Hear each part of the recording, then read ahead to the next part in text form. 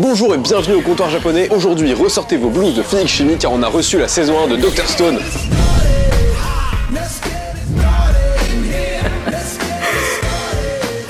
Dr Stone est un shonen écrit par Riichiro Inagaki et dessiné par Boichi. Enfin, on parle de toi! Il est prépublié dans le Weekly Shonen Jump entre 2017 et 2022. Le manga est compilé en 26 volumes. Une adaptation animée a été réalisée par TMS Entertainment et on en est à la 3e saison. D'ailleurs, la partie 2 de cette saison est en cours de diffusion. Toujours plus de hype pour toujours plus de vues. TMS Entertainment, c'est un gros studio d'animation japonaise. Ils sont actifs depuis les années 60, ils ont travaillé sur Détective Conan et les films de cet univers, Des Greyman, Angel Art, Seulement pour les vrais, Ulysse 31, Nostalgie quand tu nous tiens, ou encore Siye Katsai. Ah, nostalgie! Dans cette chronique, on ne va parler que de la saison 1, donc si vous n'êtes pas à jour, ce n'est pas grave, vous ne serez spoilé que de cette saison. Donc Dr Stone, ça s'ouvre sur Taiju, un lycéen comme les autres. Et pas fut-fut, mais très fort. Très motivé, qui raconte à Senku, son meilleur ami, qui est aussi un génie des sciences. Le duo, c'est en gros Fred et Javid, c'est pas sorcier. Qu'il est sur le point de révéler ses sentiments à Yuzoria, la fille dont il est secrètement amoureux depuis toujours. Cependant, au moment où il passe à l'action, une lumière brillante et aveuglante apparaît dans le ciel et transforme toute l'humanité en statue de pierre. Le sens du timing à l'état pur. Taiju finit par se libérer et découvre un monde où la nature a repris ses droits. Très vite, il retrouve Senku qui lui apprend que 3700 ans se sont écoulés depuis l'apparition de la lumière brillante dans le ciel. Oui, il a compté. C'est pas une blague. Ensemble, ils vont essayer d'allier les compétences scientifiques de Senku et la détermination de Taiju pour reconstruire une civilisation avec ses technologies, sauver l'humanité et comprendre d'où vient la pétrification. Joli programme. Le premier truc frappant avec Dr Stone, c'est l'efficacité de son premier chapitre. En effet, l'œuvre commence in media res. In medias res, du latin au milieu de la chose, oui j'ai fait latin, désigne une œuvre qui commence au milieu d'une action. C'est souvent le cas des œuvres de Molière qui commençaient généralement de cette manière, en plein milieu d'un dialogue. Ce procédé d'écriture vieux comme le monde, Homère l'utilisait déjà, permet de happer le lecteur et de le faire se questionner et de le faire rentrer directement dans l'histoire. Dans Dr Stone, on situe très vite qui est qui. On voit les interactions, les motivations et la nature de chaque personnage très rapidement. Ensuite arrive la lumière verte, l'humanité est transformée en pierre et on voit sa déchéance. Ça fait récit d'anticipation et en même temps scénario catastrophe en nous montrant ce qui se passerait si l'humanité disparaissait en un claquement de doigts. On appelle presque quelque chose. En plus de ça, on a une petite intrigue sur les oiseaux qui ont été pétrifiés. Donc en un seul chapitre, on comprend de quoi va parler le manga en nous mettant directement dans le bain. Très rapidement, à la suite d'une péripétie, une rencontre avec Simba qui n'avait pas mangé depuis 3 jours. Couchez Simba, allez va panier, va panier. Ils seront obligés de libérer Tsukasa Shishio, le lycéen le plus fort et aussi champion de MMA. Tsukasa. Cependant, très vite, la vision des deux personnages sur la situation de l'humanité diffère. Senku veut être à l'origine de la reconstruction de la civilisation et reconstruire le monde tel qu'il était avant. Tsukasa, lui, veut seulement réveiller les jeunes, car il pense que les adultes sont corrompus et responsables du chaos qu'est la société avant la pétrification. C'est un communiste! Il estime que les jeunes générations méritent de vivre sans être influencées par la cruauté, les normes et l'injustice de l'ancien modèle. Ça tient la route, mais ça reste un rouge. Il y a donc deux visions qui s'opposent, qui sont intéressantes et qui ne sont pas sans rappeler les thématiques et symboliques des Pokémon légendaires de la 5e génération, Reshiram et Zekrom. Et dites-moi en commentaire quelle est votre génération de Pokémon préférée. Moi j'aime bien la première génération parce qu'il y a Carapuce. On oppose ici l'idéal et la réalité. On a d'un côté un monde utopique et de l'autre un monde technologique. Ceci est le cœur de la première saison qui mènera à un conflit entre deux nations. C'est plus des villages à ce niveau-là. Senku rejoindra un village autochtone après avoir simulé sa mort, qu'il appellera le royaume de la science. Et de l'autre, Tsukasa créera l'empire de Tsukasa. Le brainstorming de zinzin. Faut que je trouve un nom pour l'empire de Tsukasa.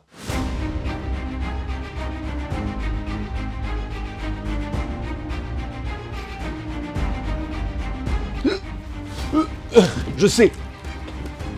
Ce sera l'empire de Tsukasa. Ouais, ça sonne bien, ça. Il y a une forme de géopolitique, avec l'affrontement entre ces deux nations, où chacun cherche à avoir le dessus sur l'autre grâce à des avantages stratégiques. Une sorte de guerre froide. L'un le fera par la force brute, en ne réveillant que des personnes fortes, ou alors avec des aptitudes au combat particulières, et l'autre avec la technologie, la science et son ingéniosité. Guerre dont on verra le déroulement dans la saison 2, qui est intitulée Stone Wars. Hein? Stone Wars? Oh non, non, non, pas de guerre les gars. Plutôt Stone Peace. La grosse erreur de Tsukasa est de penser que la technologie, la science et le progrès vont ramener l'humanité à la situation d'avant. Cependant, ces concepts ne sont intrinsèquement Merci mamie pour toutes les branlées au Scrabble, mais maintenant, c'est moi qui gagne.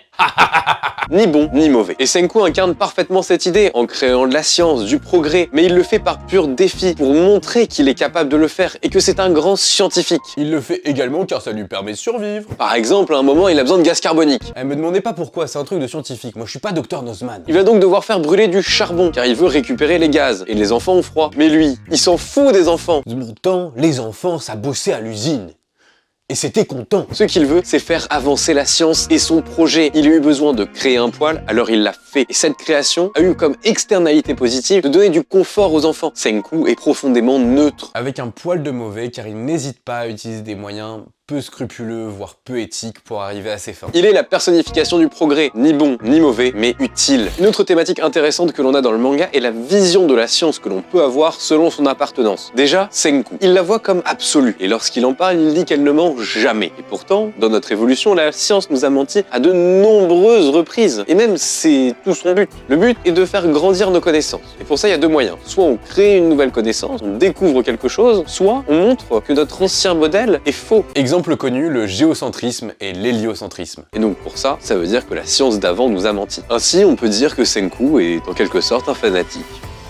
Ouais! Autre chose, les autochtones voient souvent la science comme de la magie, quelque chose qu'ils ne peuvent pas expliquer. Et ils n'ont pas totalement tort. Aujourd'hui, la science est une croyance, au même titre que ne l'était la religion ou alors les mythes. D'ailleurs, pour beaucoup, la science est un mythe moderne. Un autre élément qui fait sens et que je trouve intéressant, c'est qu'une avancée scientifique n'est pas faite pour faire avancer le scénario. C'est la science elle-même qui est le scénario et qui le fait avancer. Quoi? Vous voulez sûrement une explication. La science est le moyen qu'utilisent nos héros pour surmonter une épreuve et surmonter un obstacle. Un peu à la même manière qu'un entraînement ou l'apprentissage d'une nouvelle technique dans un neketsu plus basique. Bon, par exemple, le Bankai dans Bleach ou alors le Rasengan dans Naruto. Ce qui m'a parlé aussi, c'est la manière dont la science est amenée. À chaque fois, ils le font étape par étape. Ils veulent un objet technologique compliqué, par exemple un téléphone ou alors un médicament. Eh bien, pour faire ce médicament, ils ont besoin de quelque chose, puis autre chose. Et donc, c'est un principe très cartésien. Il faut subdiviser une tâche compliquée en plein de tâches simples pour la réaliser. Et d'ailleurs, tout ce délire d'avoir un item intermédiaire avant de pouvoir avoir un item plus performant n'est pas sans me rappeler Minecraft, et notamment lorsque c'est modé, avec par exemple Feed the Beast, ou alors la Team Patrick à l'apogée de Minecraft. Ça a 10 ans.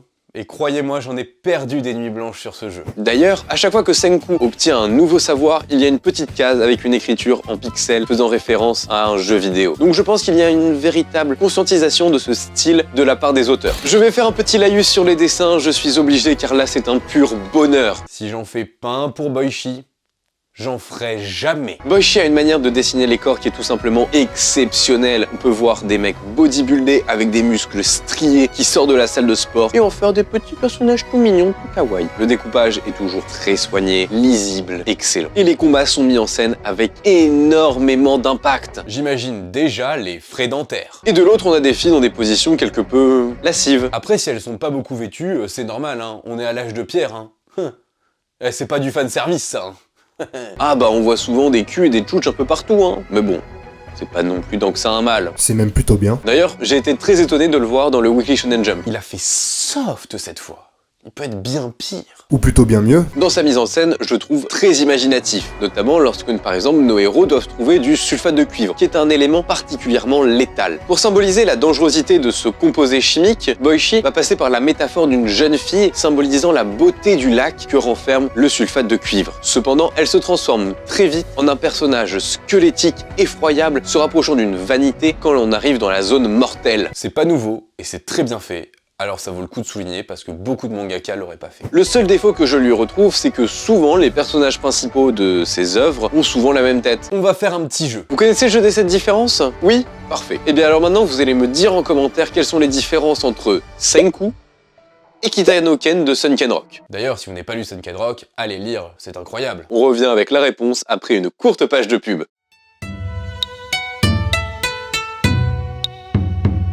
Hey, Yuzuria! Est-ce que tu connais NordVPN? C'est bon, vous avez trouvé? Eh bien la réponse était Aucune! En plus de cette petite critique qu'on peut faire sur le dessin, bien qu'il soit de très très grande qualité, eh bien Dr Stone n'est pas une œuvre parfaite, loin de là, ça reste un shonen, avec ses bons comme ses mauvais côtés. Le chef l'a très bien expliqué dans sa vidéo. Et notamment avec le fait que parfois les personnages sont vraiment sauvés par le plot armor, et aussi parce que certaines résolutions sont un petit peu trop faciles. Ce sera le cas pour une grande partie de l'œuvre. Et parfois je dirais qu'il y a un ton un peu trop enfantin. Alors que le sujet de la survie aurait pu donner un seinen excellent. Et je trouve que le manga manque un poil de noirceur à mon goût. Ouais, il a grave raison. Dr Stone, c'est vraiment niais. Et Neo Genesis Evangelion, c'est vraiment trop bien. C'est une comédie. Et la seule fois où j'ai ressenti une émotion, c'est devant la liste de Schindler. Mais donc, dégage de chez moi. Fuck la life. On n'est pas SLG ici. C'est pas cool.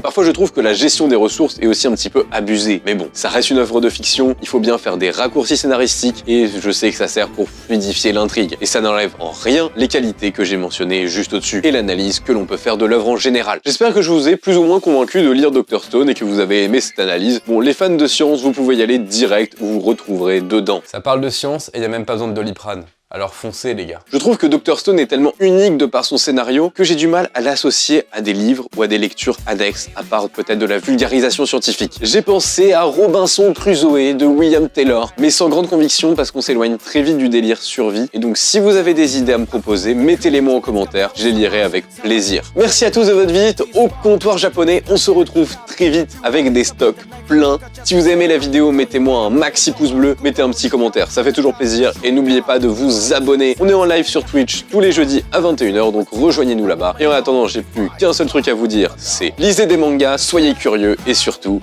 sayonara!